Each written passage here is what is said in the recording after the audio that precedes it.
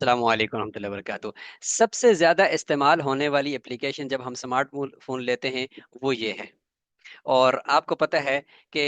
یہ سب سے زیادہ ہم ہمارے موبائل میں ہم اس کو ہی دیکھتے ہیں۔ سب سے پہلے ہم موبائل آن کرتے ہیں تو اسی پر پہنچتے ہیں کہ کسی کا کوئی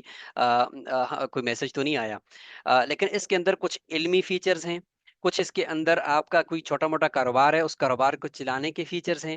کچھ اس کے اندر آپ کی آن لائن اکیڈمی وغیرہ ہے یا کوئی علمی ادارہ ہے اس کے فیچرز ہیں، کچھ ایسی ہے کہ اگر آپ کے پاس بہت بڑی تعداد میں لوگ رابطہ کر رہے ہیں تو ان لوگوں کو الگ الگ گروپ نہیں بنا رہے ہو، آپ چاہتے ہو کہ گروپوں میں ان کو ایڈ نہیں کرنا بلکہ انفرادی ہی ان سے رابطہ رکھنا ہے، تو ان لوگوں کو کیسے کیٹاگرائز کر کے اس میں رکھنا ہے اس کے کچھ فیچرز ہیں۔ آپ چاہتے ہو کہ میرے بتائے بغیر کچھ